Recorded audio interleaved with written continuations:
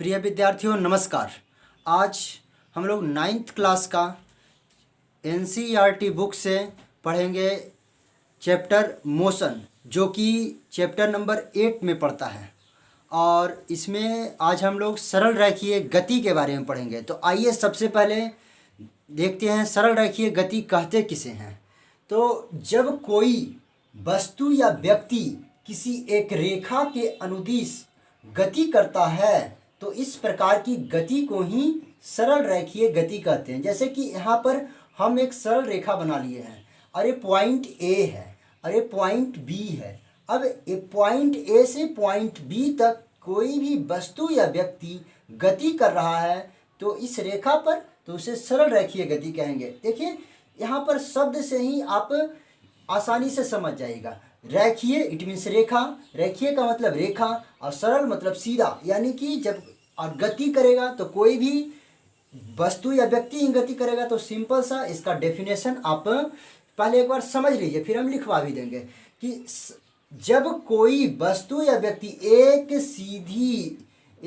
सीधी रेखा के अनुदिश यानी के अनुसार गति करता है तो इस प्रकार की गति को ही सरल रेखीय गति कहते हैं। आइए अब आप है जो इसको नोट भी कर सकते हैं। आप अपने कॉपी में लिखिए कि सरल रेखीय गति, लिख करके डैश दीजिए। अब लिख लिए होंगे। और जब कोई वस्तु या व्यक्ति किसी सीधी रेखा के अनुसार गति करता है तब इसे सरल रेखीय गति कहते हैं। अब यहाँ पर और भी इसे अच्छी तरह से समझने के लिए इसमें एक टर्म आता है दूरी। आखिर दूरी क्या होता है? देखिए जैसे कोई भी गति करेगा तो वो कुछ दूरी को कवर करेगा, वो कुछ दूरी तय करेगा। तो दूरी क्या होता है? जो एक निश्चित समय अंतराल में, जैसे यहाँ पर पॉइंट ओ है और यहाँ पर पॉइंट ए है। आइए अब इस बड़े वाले डायग्राम से समझते हैं। तो यहाँ पर पॉइंट ओ से पॉइंट ए तक के मान लेते हैं कि एक कोई लड़का है जो कि यहाँ पर पॉइंट ए 0 किलोमीटर, फिर यहाँ पर 5 किलोमीटर, फिर 10 किलोमीटर, 15, 20, 25, इसी तरह से 60 किलोमीटर तक का एक लंबा रास्ता है, लंबा सीधा रास्ता है, जिस पर ये लड़का है जो डिस्टेंस है जो चल रहा है। तो चल रहा है तो एक सीधा रास्ता है और जिसकी लंबाई है तो इसका दूरी भी हुआ कितना, 60 किलोमीटर। लेकिन ये फिर है जो यहाँ पर पॉइंट सी पर पुनः वापस आ जाता है। लड़का इधर से जा रहा है, यहाँ से इस तरह से है जो यहाँ तक गया और यहाँ से फिर से रिटर्न है जो पॉइंट सी तक रिटर्न आ गया है। तो दूरी क्या होगा? इधर से जहाँ से गया है वो यहाँ तक गया और पुनः लौट करके जहाँ तक आया है, ये दोनों जुट जाएगा तब इसकी कुल दूरी होगी। तो देखिए यहाँ पर हम बताएं कि कुल दूरी क्या, ओ से ए तक गया है तो ओ ए प्लस फिर ए से सी तक आ गया है तो ओ ए, तो इधर से जाने का इसका दूरी हो गया और फिर इधर से जो सी तक आया तो ए आने का भी दूरी। तो ओ ए कुल दूरी कितना हो जाएगा, ओ ए प्लस ओ सी, और ओ से ए तक की दूरी 60 किलोमीटर। तो यहाँ पर ओ ए का वैल्यू 60 हो गया। देखिए ओ यहाँ पर पॉइंट को ओ मान लिए हैं और यहाँ ए है तो ओ ए के बीच की दूरी 60 किलोमीटर। अब यहाँ से ए से पुनः आ गया है सी तक जो कि इसका अब 25 है तो 60 में से 25 घटा देंगे तो 35 आ जाएगा। देखिए 60 में से कितना 25 को घटा देते हैं तो कितना आ गया 35। तो ए इसकी कुल दूरी कितना है 60 प्लस 35 यानी कि 95 किलोमीटर, यानी ये 95 किलोमीटर ये लड़का जो डिस्टेंस को कवर कर लिया है। अब एक बात हम लोग समझते हैं, ये तो दूरी अब हमें उम्मीद है कि आप समझ गए होंगे। आइए यहाँ पर हम डेफिनेशन भी आपको है जो नोट्स बनाने के लिए लिखे हैं। निश्चित समय अंतराल में किसी वस्तु द्वारा तय की गई रास्ते या मार्ग, यहाँ पर मार्ग आपका एनसीईआरटी बुक में है लेकिन हम आपकी सुविधा के लिए रास्ता शब्द का यूज किए ताकि आप अच्छी तरह से समझ सकें। तो रास्ते की लंबाई को दूरी कहते हैं। यानी कि एक क्या होगा, कोई यात्रा होगा, यानी कि एक निश्चित समय अंतराल में किसी वस्तु द्वारा तय की गई रास्ते की लंबाई को क्या कहते हैं, दूरी। अब आप है जो वीडियो को पॉज करके यहाँ पर लिखिए इस दूरी का डेफिनेशन और साथ साथ में याद भी करते चलिए। अब जैसे देखिए ये दूरी है, विस्थापन है, समय है, या तो और भी जितनी सारी भी भौतिक राशियां हैं उसका उसमें दो चीज़ होता है। जैसे कि यहाँ पर हम आपको इसी यहाँ पर से समझाते हैं। एक क्या लिखा हुआ 95 और एक क्या लिखा हुआ के एम यानी क्या, किलोमीटर। तो 95 क्या हो गया, सबसे पहले 95 एक अंक है। 95 क्या है, एक अंक है जिसको हम संख्या भी बोल सकते हैं, ठीक है, नंबर है। तो जब किसी भौतिक राशि का को बताने के लिए जो नंबर आता है उसे परिमाण कहते हैं। उसे क्या कहते हैं, परिमाण। किसी भी भौतिक राशि का अंकीय मान उसका क्या कहलाता है, परिमाण। और उसके साथ में जो लिखा हुआ रहता है उसको कहते हैं मात्रक। आइए मात्रक क्या होता है जो बताते हैं, यहाँ पर बताते हैं मात्रक।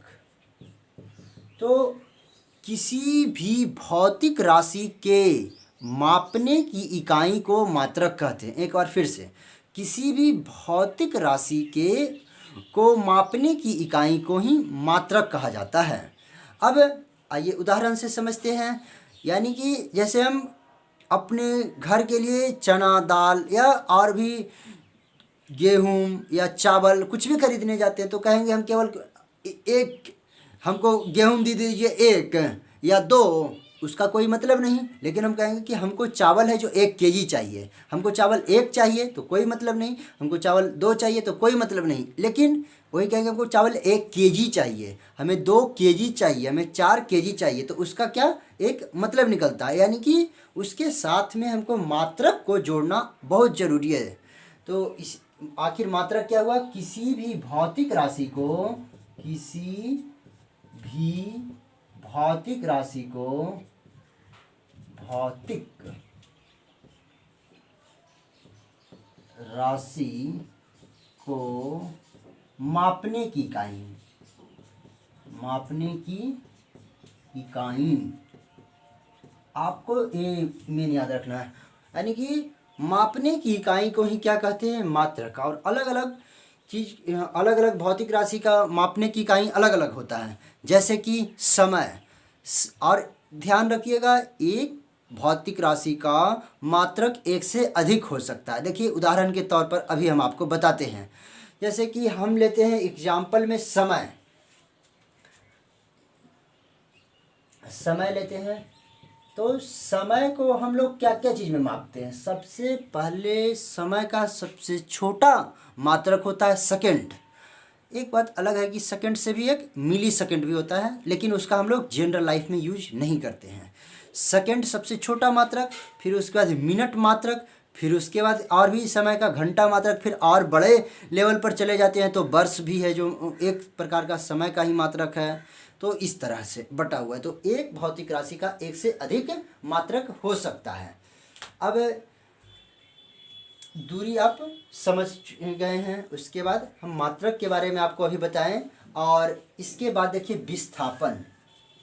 आखिर विस्थापन क्या होता है, जब कोई, हाँ सॉरी, विस्थापन के पहले हम आपको एक बिंदु और एक बात और बताते हैं। जहाँ पर से कोई भी वस्तु अपनी यात्रा को प्रारंभ करता है उसे प्रारंभिक बिंदु या निर्देश बिंदु या मूल बिंदु कहते हैं। ये तीनों शब्दावली आपके बुक में यूज किया गया। हम आपकी सुविधा के लिए एक साथ तीनों को समझाने के दृष्टिकोण से लिख दिए हैं। तो जहाँ जब कोई वस्तु या व्यक्ति की यात्रा की प्रारंभिक बिंदु, यानी जब वो दूरी कर रहा है तो उसका जो दूरी तय कर रहा है तो उसका जो शुरू वाला बिंदु है उसको ही क्या बोलते हैं, प्रारंभिक बिंदु बोलिए या निर्देश बिंदु बोलिए या मूल बिंदु बोलिए, ठीक है। तो इसका क्या हो गया, ए प्रारंभिक बिंदु। और जहाँ पर वो अंत किया है, यहाँ पर से गया था 60 किलोमीटर, फिर यहाँ पर वापस यहाँ आ गया, तो ए इसका क्या हो जाएगा, अंत बिंदु। यहाँ पर नहीं होगा, क्यों, क्योंकि ए लड़का है जो अपनी यात्रा ओ से ए तक गया और फिर पुनः अंतिम में कहाँ रुका है, सी पर। इसीलिए प्रारंभिक बिंदु ए हुआ और अंतिम बिंदु ए हुआ।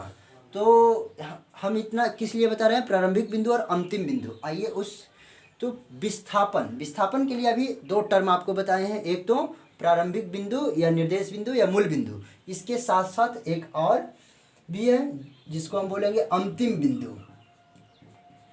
कौन सा बिंदु, अंतिम बिंदु। तो देखिए अब दो टर्म आप समझ लिए, प्रारंभिक बिंदु और अंतिम बिंदु।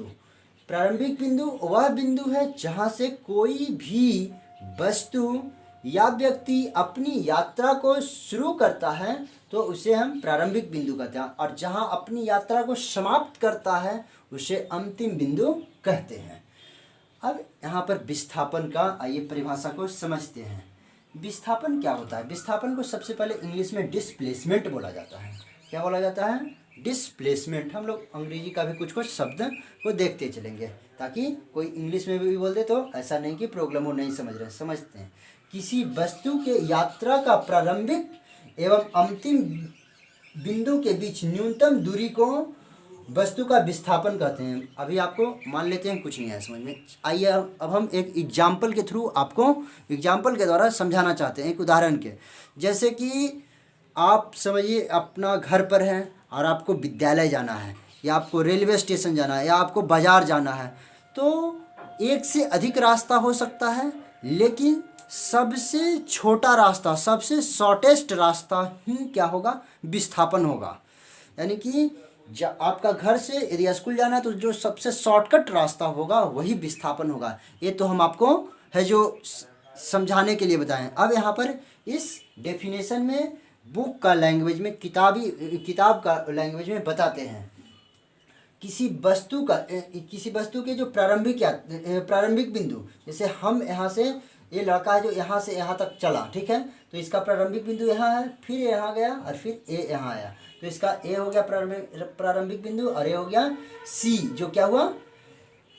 अंतिम बिंदु। अब यहाँ पर हमें इसका सपोज विस्थापन पूछेगा, तो इसका विस्थापन के लिए देखिए क्या होगा। जो यदि विस्थापन पूछता है तो यहाँ पर विस्थापन के लिए इसका हो जाएगा विस्थापन बराबर हम लिखेंगे, हमें क्या है? न्यूनतम दूरी चाहिए प्रारंभिक और इसके बीच। तो इसके और इसके बीच की कितना दूरी है? अभी यहाँ पर ओ और सी के बीच की दूरी यहाँ पर 25 किलोमीटर है मात्र, तो इसका यहाँ पर विस्थापन कितना हो जाएगा? 25 किलोमीटर। और जबकि जो यहाँ से यहाँ तक एक दूरी कवर किया तो दूरी टोटल कितना हो जाएगा? 95। बट लेकिन है जो विस्थापन टोटल मात्र कितना रह जाएगा? 25 किलोमीटर। अब हम उम्मीद करते हैं आपको आज का वीडियो में है जो सरल रेखीय गति किसे कहते हैं वो आ गया होगा समझ में, दूरी किसे कहते हैं वो आ गया, परिमाण किसे कहते हैं वो आ गया है समझ में, तीसरा चीज़ मात्रक आ गया समझ में, और फिर विस्थापन। तो और इसके साथ साथ प्रारंभिक बिंदु बोले या तो निर्देश या मूल बिंदु, तो इतना सारा टर्म। अब इसके बाद आप सबसे पहले इसको इस तरह से वीडियो को पॉज करके एक अपना कॉपी में नोट कर लीजिए, और उसके बाद यदि कहीं भी समझने में प्रॉब्लम है तो आप कमेंट करके पूछ सकते हैं। Thank you.